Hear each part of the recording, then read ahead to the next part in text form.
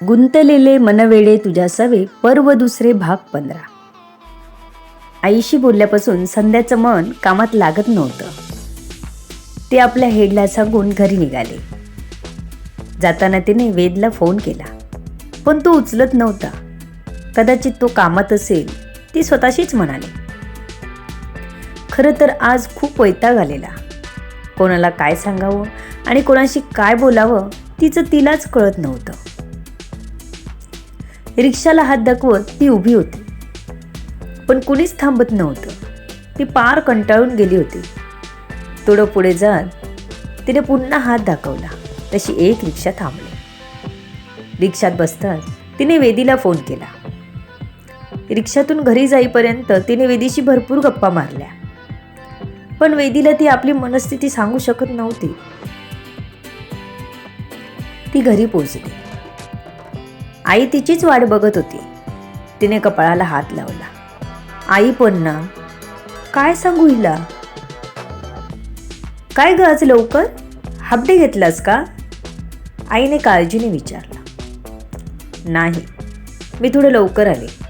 आई, आज ना खूप वैताग आलाय. प्लीज आता काही प्रश्न विचारून परेशान नको करू, ती वैतागत बोलली. आई आता पुन्हा तोच विषय काढू नये म्हणून ती आधीच तिला सांगत होती.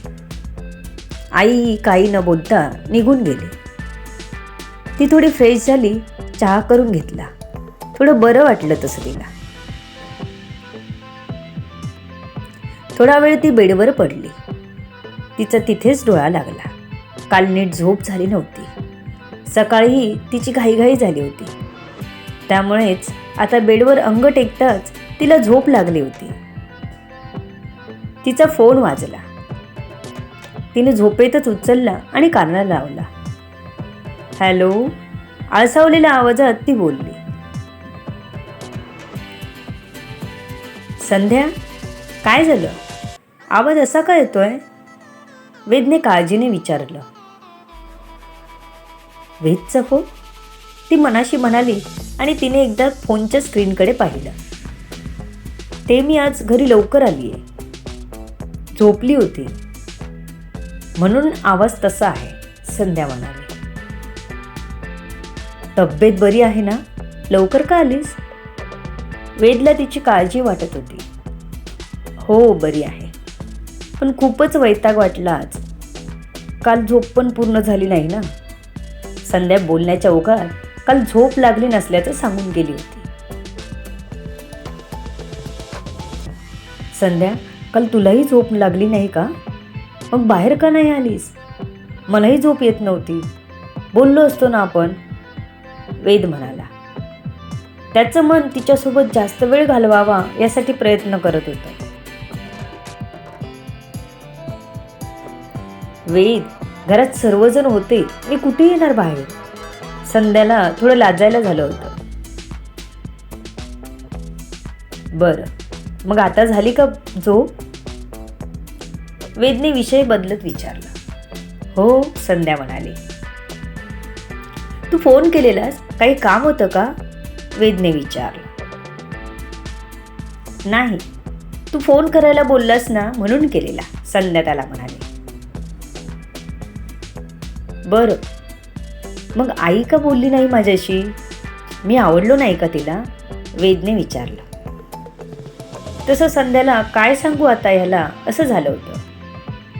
तसं काही नाही, ती जास्त नाही बोलत कोणाशी. तूही घाईत होतास ना, त्यामुळे तिला सुचलं नसेल काही. संध्याने काहीतरी सांगायचं म्हणून सांगितलं होतं.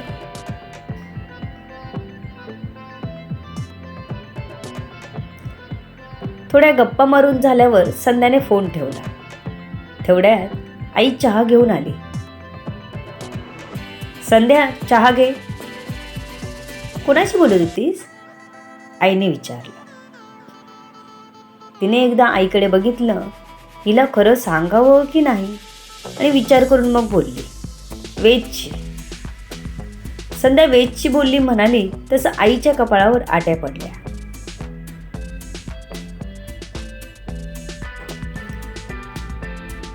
आईला जाड वाटणारा पण संध्याच्या मनाचा राजकुमार वेद. संध्या बाळा, मला तुझ्याशी बोलायचं आहे, आई म्हणाली. आई, वेदवरून काही लेक्चर देणार असशील तर प्लीज, मला काही ऐकायचं नाही. हा, तो बाबांनाही पसंत आहे, संध्या बोलली. संध्या, कळत कसं नाही तुला, आई समजावणीच्या स्वरात बोलली. आई, तो खरंच मला आवडतो. आता त्याला मी नाही म्हणू नाही शकत. तो फक्त थोडा रागीट आहे, पण बाकी स्वभावाने खरंच छान आहे.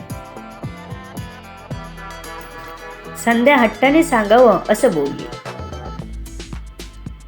संध्या, ऐक माझं, आपण दुसरा मुलगा बघू. ह्याच्यापेक्षाही सुंदर मुलगा मिळेल तुला. ह्याला हो नको सांगू. त्यांना काय पसंत पडायला, पुरुषांना काय कळतं.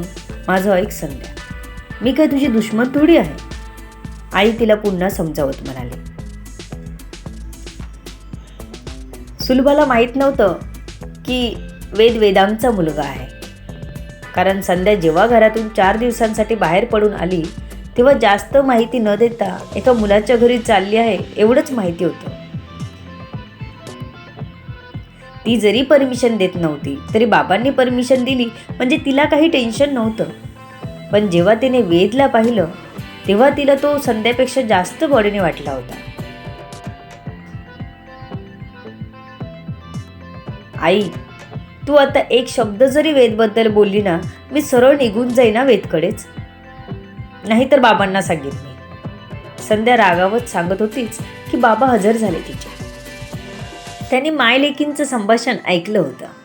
एकूण अंदाज आला होता त्यांना, आपल्या बायकोला जावई पसंत नाही. काय झालं सुलभा, संध्या राणी का रागवलीये?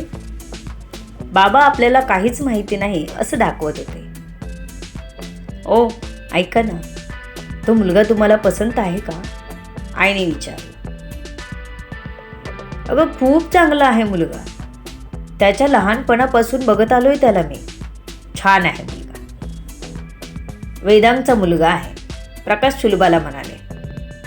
काय, वेदांग भाऊजींचा मुलगा आहे? मगापासून बोलते एवढं, एका शब्दाने ही कार्टी सांगत नाही. एवढा मोठा झाला तो? आईने आता माघार घेतली होती. मग आमची पण संध्या राणी नाही का मोठी झाली, प्रकाश संध्याजवळ बसत म्हणाले. बाबा काय हो, तुम्ही पण मला चिडवता. मगापासून आईने डोकं खाल्लं, त्याला नको बोल त्याला नको बोल करत, आणि आता स्वतःच पलटी खाते. संध्या नाक फुगत म्हणाले. काय सुलभा, तुला आवडलं नाही का वेद? प्रकाश तिच्याकडे बघत म्हणाले. अहो मला जाड वाटलं तो सकाळी बघितलं तेव्हा, म्हणून म्हणाले हिला मी नको सांग, सुलभा म्हणाली. सुलभा, अगं जाड कुठे आहे तो, मस्त हँडसम गाय आहे. रोज व्यायाम करून बॉडी बनवतो. वेदबद्दल काही प्रश्नच नाही. आणि मुख्य म्हणजे आमच्या संध्या राणीला आवडलंय ना, मग झालं. प्रकाश म्हणाले. तसं आई काहीच बोलली नाही. तिला आता आपण उगाच बोलल्यासारखं वाटत होतं, कारण तिला माहित होतं आता बाप बेटी एका मताचे झाले, आणि त्यात हा वेदांगचा मुलगा म्हटल्यावर प्रकाश काही ऐकून घ्यायला बसला नाही. त्यात संध्याचा ग्रीन सिग्नल, तिचं काहीच चालणार नव्हतं. बरं, तुमचं एकमत आहे ना, आणि वेदांग भाऊजींचा मुलगा आहे म्हणजे आता काय बोलणार. मला आधी का नाही सांगितलं तुम्ही? संध्याला पसंत आहे ना, त्याला उद्या बोलाव घरी. मी त्याच्याशी काही धड बोललीच नाही. काय म्हणाला असेल मला काय माहीत. सुलभाचा विरोध आता जवळजवळ मावळला होता. हां विचारत होता, ऐका रागवली आहे, माझ्याशी बोलली का नाही असं, संध्या म्हणाली. हो का, उद्याच बोलव त्याला, त्याला म्हणावं नाश्त्यालाची, आई म्हणाली.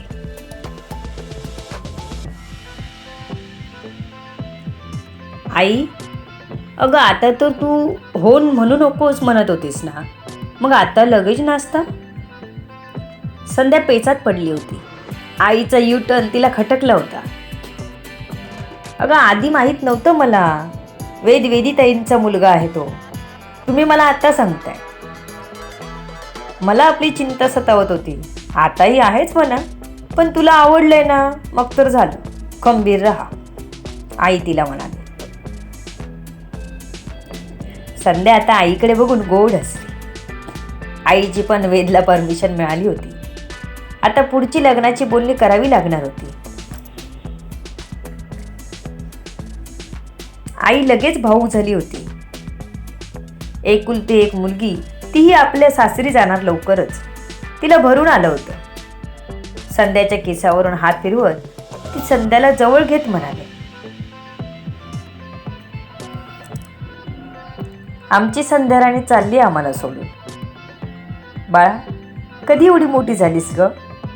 आईच्या डोळ्यात पाणी आलं होतं. आई, मी येत जाईन ग, तू नको वाईट वाटून घेऊ. फोन आहेच की, आपण फोनवर तर बोलू शकतो ना, संध्या आईला समजावत म्हणाले. आईनेही तिला मिठीत घेतलं. थोड्या वेळाने संध्याने वेदला फोन केला. हॅलो, वेद बोलला. हॅलो, संध्या म्हणाले. काय ग, माझ्याशी बोलल्याशिवाय चैन पडत नाही वाटतं? वेदने विचारलं. का, असं का विचारतो? संध्याने विचारलं. अगं थोड्या वेळापूर्वीच तर आपण बोललो नव्हतो का, म्हणून विचारलं, वेदने सांगितलं. आईने तुला उद्या नाश्ता करायला बोलावलं आहे, संध्या म्हणाली. का गो, सकाळी तर काहीच बोलली नाही माझ्याशी आणि आता डायरेक्ट नाश्ता? वेदने विचारला. हो, तू येणार आहेस ना? संध्या बोलली. हो येईन ना, होणार आहे. सासूबाईंच्या हातचं खाऊ दे. मुलगी छान जेवण बनवते, तर सासूबाई नक्कीच भारी बनवत असतील जेवण, वेद बोलला. ये आणि खाऊन बघ, नंतर बोल, संध्या म्हणाली. ओके, वेद बोलला. बाय, संध्या त्याला बाय करत म्हणाले. लगेच बाय? वेद बोलला. मग संध्या काही बोललास ना, अजून काय बोलायचं? संध्याने विचारला. अरे, एक फ्लाइंग किस तर देऊच शकतेस, जी उडत उडत माझ्याकडे आली असती, वेद बोलला. नो किस विस, बाय, संध्या बोलली. ओके महामाया, बाय, वेद बोलला. काय बोललास? काय बोललास, परत बोल, संध्या रागात म्हणाली. अगं मी तुला महाराणी बोललो, वेद हसत म्हणाला. मी ऐकलंय, संध्या रागात बोलली. अगं रागू नकोस, मस्करी केली मी, वेद बोलला. ओके बाय, संध्या बोलली. बाय. वेदनेही फोन ठेवला. सुलभाने घावणे करायला तांदूळ भिजत घातले. दुसऱ्या दिवशी सकाळीच उठून सुलभाने घावणे, नारळाचा रस असं नाश्त्यासाठी तयार ठेवत वेदची वाट बघत होती.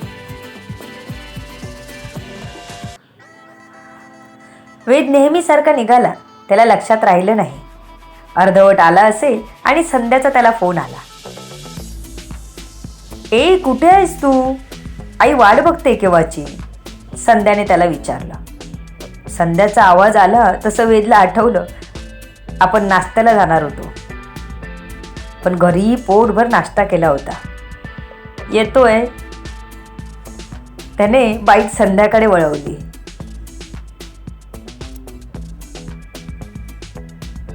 आलास, ये, मला वाटलं तू लवकर येशील, सुलभा वेदला बघून म्हणाले. आता वेदला कामाला जायला उशीर होणार होता.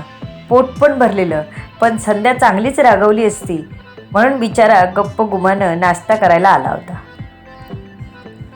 सुलभाने लगेच टेबल घेत त्याचा नाश्ता ठेवला. वेद बसला. पुढ्यात घावण्यांचा ढीग बघून उसने आणलेली हिंमत पण गायब झाली. एक घावना उचलत कसं तरी खायला सुरुवात केली. दुसरा घावना उचलताना मात्र त्याला आपलं पोट अगदी फुल झालंय याची जाणीव झाली. पण किमान 2 तरी घावणे खाणे गरजेचं होतं. कसा बसा दुसरा घावना खात त्याने संध्याला आवाज दिला. संध्या, इकडे ये ना. संध्या जवळ येताच तिच्या कानात त्याने सांगितलं, मी नाश्ता करून आलोय. मी विसरलो, पण आईला वाईट वाटेल म्हणून फक्त तिचा मान राखण्यासाठी आलोय. मला डब्यात भरून दे, मी कामावर घेऊन जातो. तसं संध्याने वेदच्या खांद्यावर एक फटका मारला. आता तिलाच सांभाळून घ्यायला हवं होतं, नाहीतर आईला वाईट वाटलं असतं. विसरलास कसा? आईने सकाळीच उठून सगळं केलं तुझ्यासाठी. तुझी वाट बघत होती ती, संध्या म्हणाली. सॉरी, वेद तोंड बारीक करत म्हणाला. बरं, बघते थांब. संध्याने एक डब्बा घेतला, त्यात पटपट घावणे भरले आणि वेदच्या बॅगमध्ये ठेवायला दिले.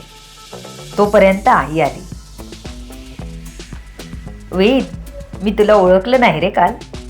ह्या दोघांनी मला सांगितलंच नव्हतं संध्या तुमच्याकडे राहायला गेलेली. मला तर पटलंच नव्हतं. लग्नाआधी असं मुलाच्या घरी जाऊन राहायचं म्हणून रागवली होती मी संध्यावर.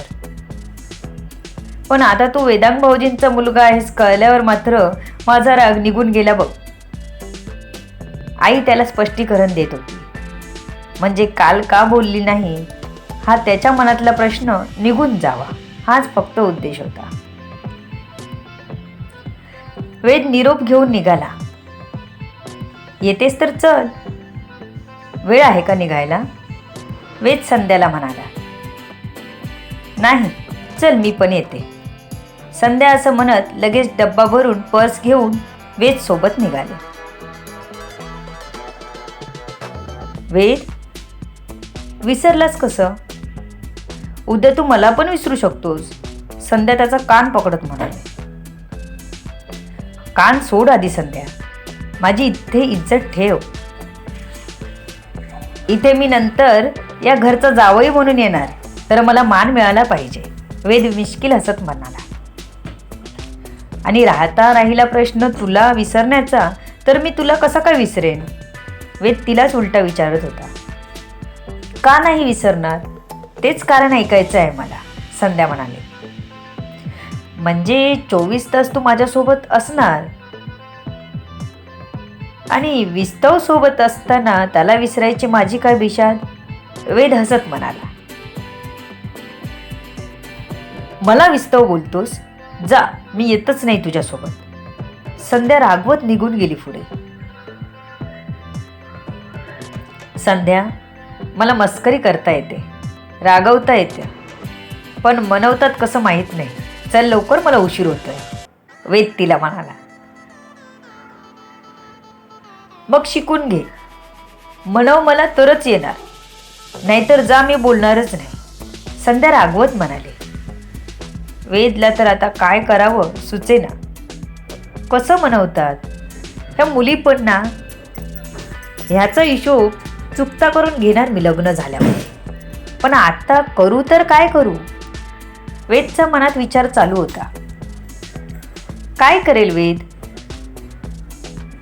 त्यासाठी वाचत राहा कथा. भेटूया पुढच्या भागात. तोपर्यंत bye. Keep waiting and comment on this story. I am waiting for your comments. Thank you.